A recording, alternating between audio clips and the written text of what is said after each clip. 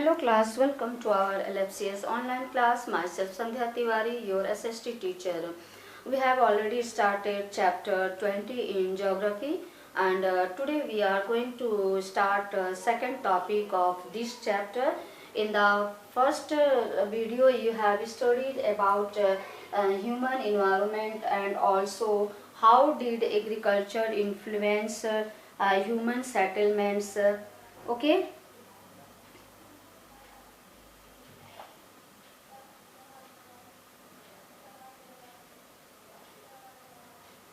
Okay, and today we are going to start next topic, that is why did man make his early settlements in river valleys, and also we will discuss about how did topography affect the growth of human settlements. Okay, these are the topics which we are going to start today or discuss today. So let's open your book and see here.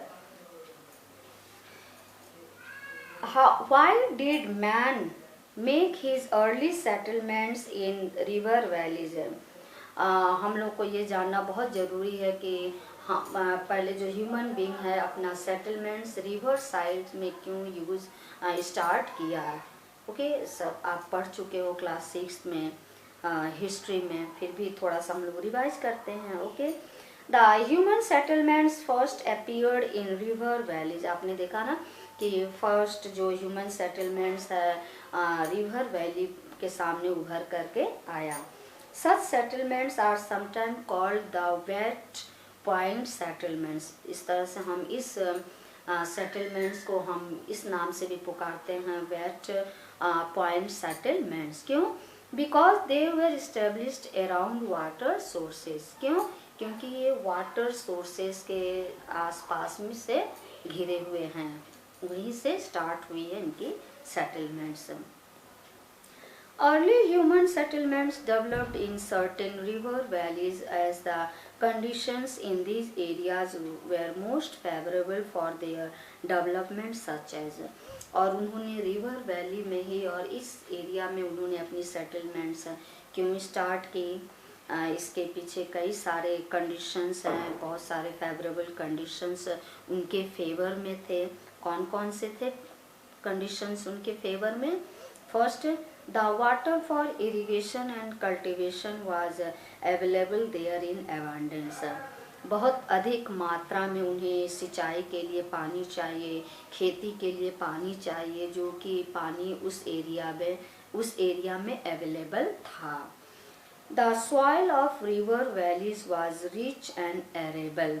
जो उस area का soil था वो rich था और and also arable, which could be easily brought under cultivation without much labor. जो कि उस लैंड पर हम बहुत अच्छी तरह से खेती कर सकते हैं, जो बिना बहुत ज़्यादा मेहनत के, बिना ज़्यादा लेबर के. Third, annual floods not only maintained and retained the richness of the soil but also made it more fertile. जो एनुअल रेनफॉल जो फ्लड होता है वो भी सॉइल की फर्टिलिटी को मेंटेन करता है. Fourth, man began to use the rivers as the nature's roads. और बाद में क्या हुआ कि ह्यूमन बीइंग ने रिवर वाटर को ही नेचर का रोड्स बनाना शुरू कर दिया, यानी वे लोग रिवर के थ्रू एक जगह से दूसरी जगह ट्रैवल करने लगे. After constructing boats he began to carry himself as well as his goods using the river as a means of transport. अब जब रिवर को उन्होंने अपना रोड बना लिया. कैसे रोड बना लिया? ऐसे तो रिवर में ऐसे पैर रखते हुए तो नहीं गए ऐसे पैर रखते हुए जैसे हम लोग रोड पर चलते हैं, नहीं. उन्होंने बोट का कंस्ट्रक्शन किया. बोट आप लोग बैठे होंगे, नाव, उसका कंस्ट्रक्शन किया. फिर उसके बाद से क्या किए, अपने आप को भी एक जगह से दूसरे जगह ले जाने लगे, प्लस सामान को भी एक जगह से दूसरे जगह ले जाने लगे. तो इस तरह से उन्होंने क्या किया, रिवर को ही एक मीन्स ऑफ ट्रांसपोर्ट बना लिया. ठीक, समझ में आया? Okay, now third next topic, how did topography affect the growth of human settlements. किस तरह से टोपोग्राफी ह्यूमन के ग्रोथ सेटलमेंट पर असर डालता है देखा जाए. Topography means nature of land, means nature of land. It has a great impact on the growth of settlements. इसका बहुत ज़्यादा प्रभाव रहा किस पर, ह्यूमन सेटलमेंट्स पर. ठीक. Mostly people will try to settle in river valleys where the land is fertile and water is easily available. और मोस्टली लोग क्या ट्राई करेंगे कि रिवर साइड में ही सेटल हों. क्यों? क्योंकि वहाँ वाटर की फैसिलिटी है, प्लस वहाँ का लैंड भी फर्टाइल है जहाँ पर वो कल्टीवेशन आसानी से कर सकते हैं. ठीक.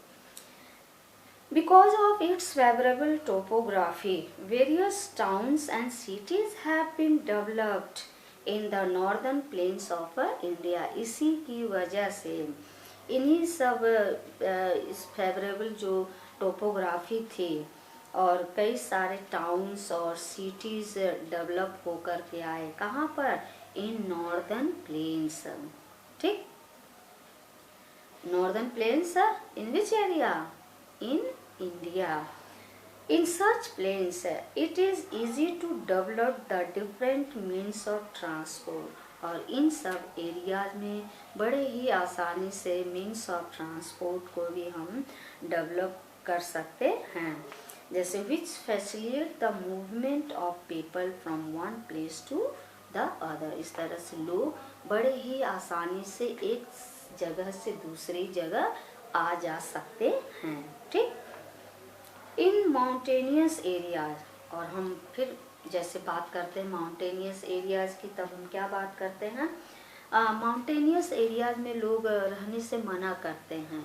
लोग वहाँ पर बसना नहीं चाहते हैं. क्यों? क्योंकि वहाँ का क्लाइमेट रफ एंड टफ है. वहाँ का जो लैंड है वो लेवल नहीं है, लैंड फर्टाइल नहीं है, वाटर फैसिलिटी नहीं है, बहुत सारा और मीन्स ऑफ ट्रांसपोर्ट की सुविधा नहीं है. तो इसलिए लोग वहाँ पर रहने से मना करते हैं. ठीक. In mountainous areas the growth of settlement is restricted. क्यों रिस्ट्रिक्टेड है? बिकॉज ऑफ रग्ड टेरेन, क्योंकि रफ लैंड है, and lack of the means of transport. और इस एरिया में आवागमन की भी सुविधा नहीं है, एंड कम्युनिकेशन, और एक दूसरे से संपर्क रखने की भी सुविधा नहीं. इसलिए लोग माउंटेनियस एरिया में रहने से अपने आप को बचाते हैं. मोस्टली आप लोगों ने देखा होगा कि घनी आबादी प्लेन एरिया में ही रहती है, वो भी नॉर्दर्न प्लेन में ज़्यादा से ज़्यादा लोग, प्लेन में ज़्यादा से ज़्यादा लोग रहना चाहते हैं क्योंकि उन्हें हर एक फैसिलिटीज वहाँ पर मिल सकती हैं. Okay, so today only this much. Here's your homework. Learn question answer of chapter 28. Okay, so tomorrow we will continue about human settlements, early herds and village and urban towns and cities. Okay beta, thank you.